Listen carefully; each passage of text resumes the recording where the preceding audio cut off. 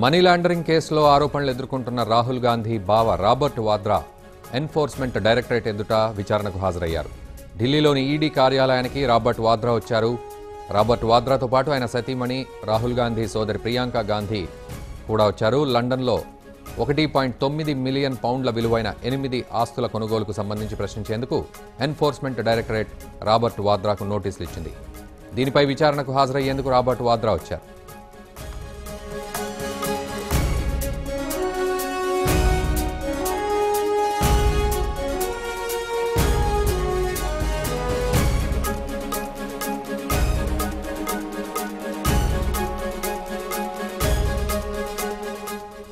ఇక ఈ కేసు గురించి గత కొన్ని రోజులుగా విచారణ జరుగుతోంది. ఈడీ అధికారులు తనను అరెస్ట్ చేయకుండా ఉండేలా చూడాలంటూ ఇటీవలే రాబర్ట్ వాద్రా కోర్టును ఆశ్రయించారు.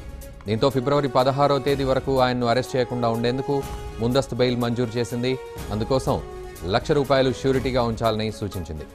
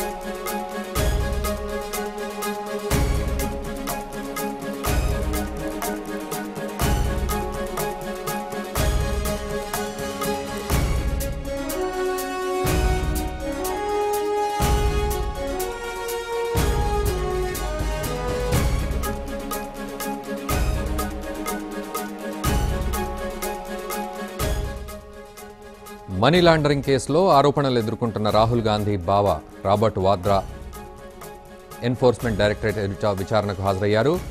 ఢిల్లీలోని ఈడీ కార్యాలయానికి రాబర్ట్ వాద్రా వచ్చారు. రాబర్ట్ వాద్రాతో పాటు ఆయన సతీమణి రాహుల్ గాంధీ సోదరి ప్రియాంక గాంధీ వాద్రా కూడా వచ్చారు.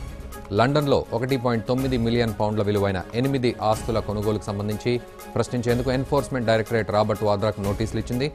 దీనిపై విచారణకు హాజరయ్యేందుకు రాబర్ట్ వాద్రా వచ్చారు.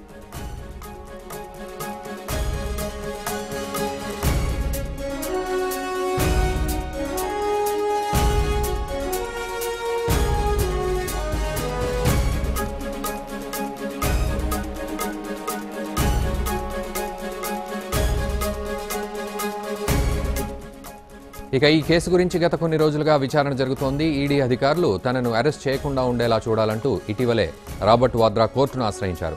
దీంతో ఫిబ్రవరి 16వ తేదీ వరకు ఆయన్ను అరెస్ట్ చేయకుండా ఉండేందుకు ముందస్తు బెయిల్ మంజూరు చేసింది. అందుకోసం ₹1,00,000 ష్యూరిటీగా ఉంచాలని సూచించింది.